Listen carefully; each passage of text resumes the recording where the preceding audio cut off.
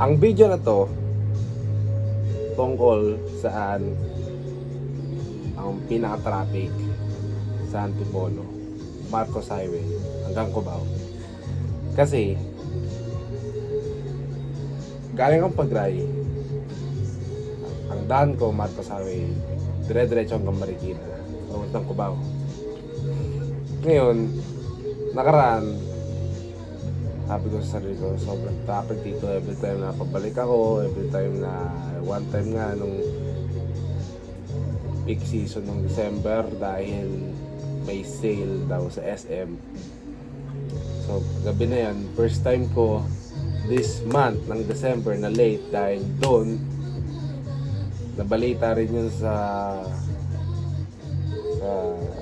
social media lahat-lahat. So, Tingnan mo yung background. Nagtog. okay lang. Gusto ko lang naman gumawa na ng video na anyway, puta nga na, ito na nga. Number 1 ang pinaka-traffic dyan na nagkakos ng traffic dyan. Sabi natin, umpisa natin kung saan akong galing. Pagray, 102 Plaza.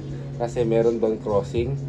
At kung bakit na nadadagdagan yung traffic na worse kasi yung daan, puta pa ano na yan parang Kahon. pakahon. Hindi, panipis na ng panipis.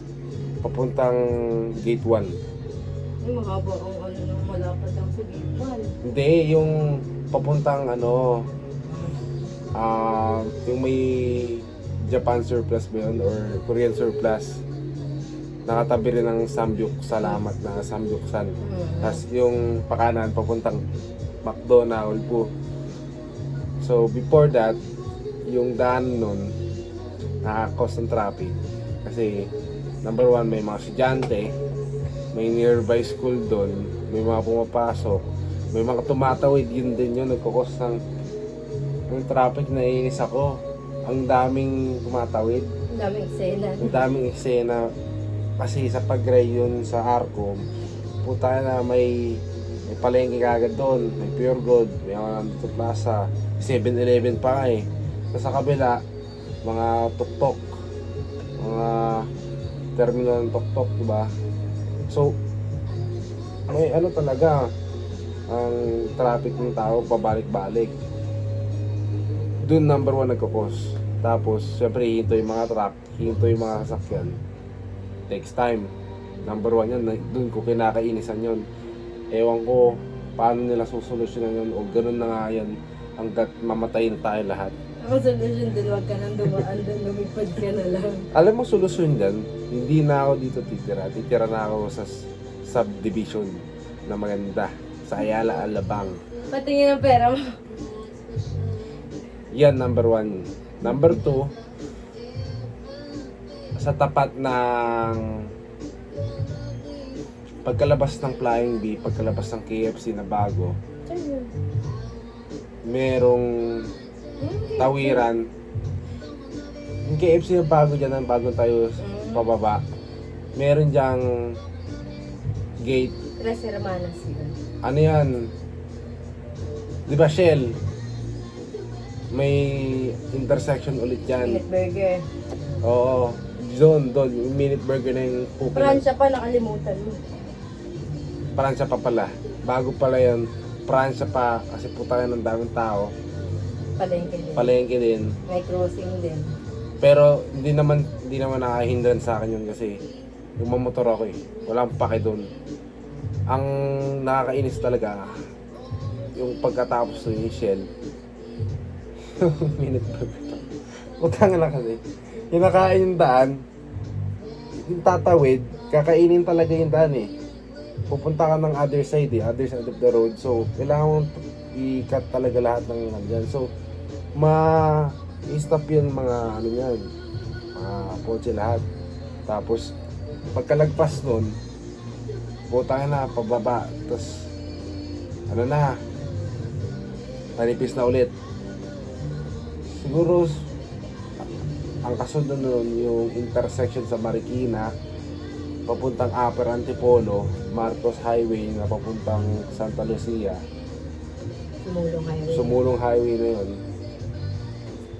traffic din dahil sa SM. LRT station doon. Nainis ako kapag walang biyahe yun. Puta na, one time naranasan ko.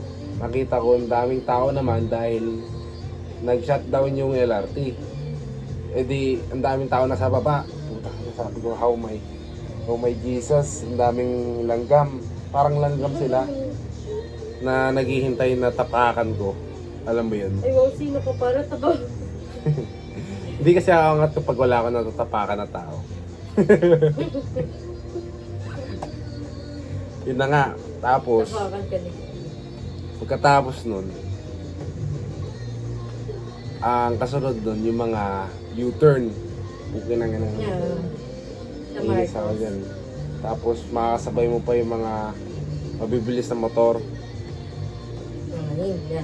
Tapos may mga sasakyan naman na kakaliwa, kakanan na hindi nag-signal. Bigla-bigla na lang susulpot sa'yo. Dahil doon madami na discussion. And then after that,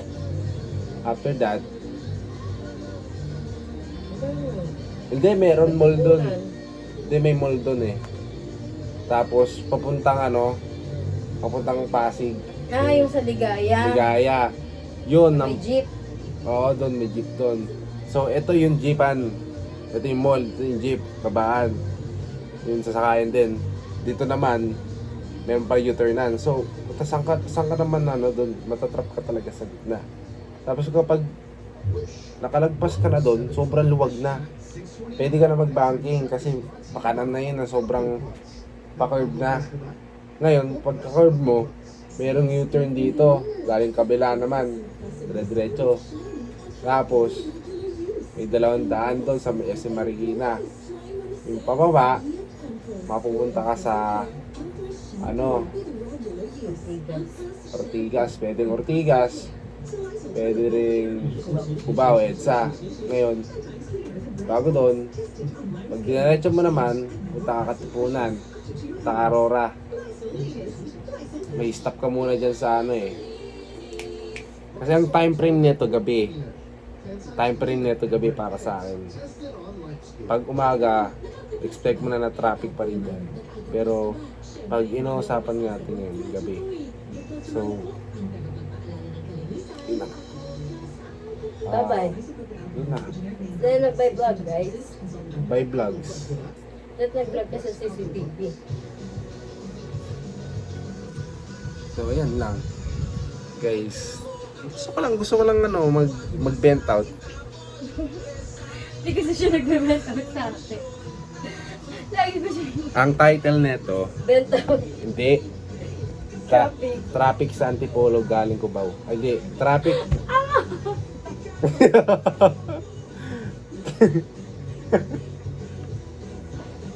Traffic sa Antipolo. Galing Cubao. At Cubao galing sa Antipolo. Part 1. Part 1 kasi may part 2 pa. Oh, may part 2 kasi to. Tutuloy ko pa to. Tapos sunod na vlog niya, traffic sa Antipolo, papuntang Valenzuela. Bakit nalilibutin ko ito? Buong NCR nililibutin ko. So, ayun. Ito yung part 1 to kasi madami pa akong i-bent out. Ang title nito,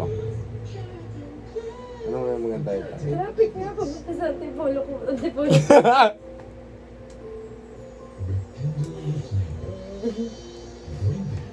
Traffic sa Antipolo hanggang Cubao. Yun na yun. No? Actually, ayun na yung part 1 ko. Hindi na ako magkakat-kat dito kasi tinatamad na ako. Bakit? Pakay ko ba? Bye-bye na. Bye-bye Kai. Bye Kai. Say bye-bye. Bye-bye, bye-bye. Part 2 coming soon.